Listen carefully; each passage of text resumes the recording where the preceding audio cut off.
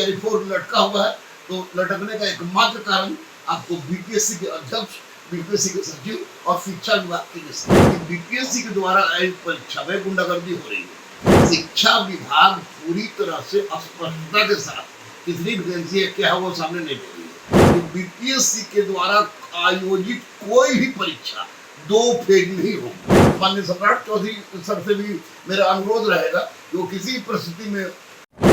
नमस्कार, मनीषा, आप देख रहे हैं संक्षिप्त समाचार। छात्र लगातार आंदोलन कर रहे हैं, लेकिन आयोग की तरफ से अभी तक किसी तरह का कोई सूचना नहीं है।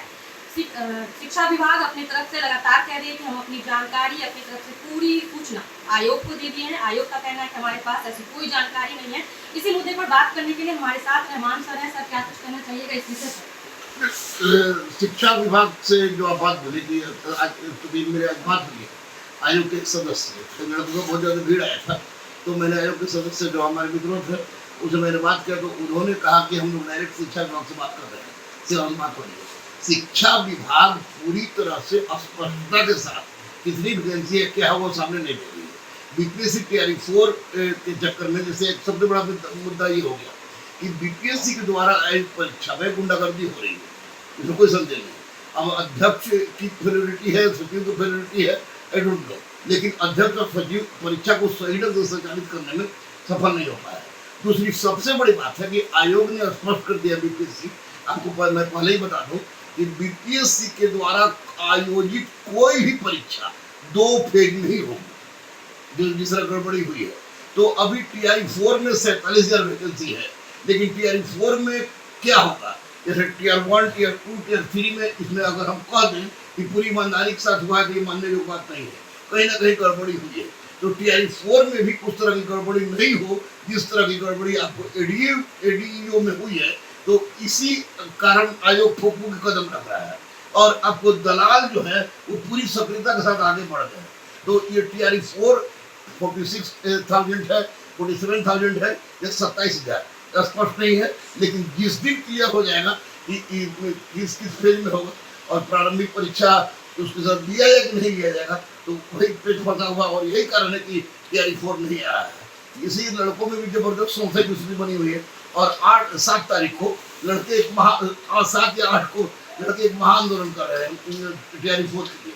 तो मुझे लग रहा है कि इसमें बीपीएससी और शिक्षा विभाग दोनों के बीच में तारतम्यता न बैठ पाना ये बहुत बड़ा कारण है जिसको किसी परिस्थिति में सामने रखना चाहिए।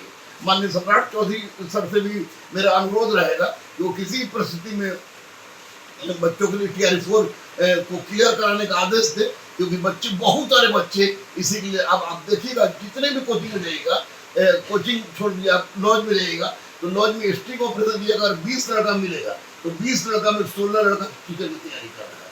तो उस में एक उम्मीद है कि आए, और सम्राट चौधरी सर या ये बीपीएससी पूरी तरह से आपको तत्पर नहीं हो पा रही है। लग रहा है कि आएगा कर देंगे, जैसे टीआर 1 हुआ, टीआर 2 हुआ, टीआर 3 हुआ, जल्दी भी हो गया, लेकिन टीआरई 4 लटका हुआ है। तो लटकने का एकमात्र कारण आपको बीपीएससी के अध्यक्ष, बीपीएससी के सचिव और शिक्षा विभाग की निष्क्रियता है। जिस तरह से सर टीआरई 1, टीआरई 2, टीआरई 3 लगातार आया है, तो क्या सर 4 को ना आने में कोई पॉलिटिकल एंगल है? पॉलिटिकल एंगल नहीं है, क्योंकि सीट कम है और सीट कम है इसलिए लोग कम से कम, जैसे शुरू में बोला कि 27,000, उसका जबरदस्त बवाल हुआ, जबरदस्त विरोध भी हुआ, उसके बाद अभी लोग बोला कि 47,000, तो सीट कम है, पॉलिटिकल एंगल नहीं है। आयोग की निकम्मापनी इसमें कर सकते हैं, आयोग का शिक्षा विभाग।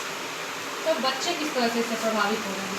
100% आपको मान लिया कि आप कह रहा है कि हम पीटी लेंगे, पीडी में लेंगे, तो जो लड़का बीएड किया है, जो लड़का सीटेट किया है, जो लड़का एस्टेट किया है, जो लड़का तरह तरह का परीक्षा पास कर गया है, उस लड़का से आप फिर पीडी लेके एक कौन बड़ा पहाड़ आप तोड़ दीजिएगा। चोरी रोक नहीं पा रहे हैं और आप तरह तरह का रिसर्च कर रहे हैं कि कैसे चोरी रुकेगा।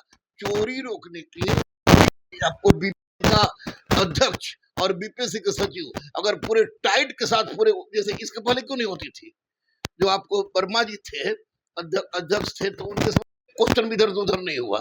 अब क्या कारण है कि एडीओ क्वेश्चन धड़ल्ले से बिक गया, तो या धड़ल्ले सामने आया, तो इसका मतलब है कि 100% बीपीएससी और शिक्षा विभाग की नाकामी है।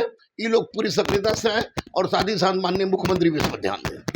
आप सर इतने बच्चों को पढ़ा रहे हैं, आप अपने बच्चों की तरफ से सरकार से क्या कहना चाहिए? बच्चों की तरफ से स्पष्ट रूप से हम कहेंगे कि माननीय मुख्यमंत्री सम्राट चौधरी सर वैकेंसी दे, टीआरई 4 के साथ साथ अभी असिस्टेंट प्रोफेसर की बहाली 10,000 के लगभग, तो उसको उसकी बहाली दे, असिस्टेंट प्रोफेसर बहाली दे। इंटर स्तरीय जो बहाली निकली है 3 साल 4 साल क्रॉस कर गया, 38 लाख स्टूडेंट इसके लिए फॉर्म भरे हैं।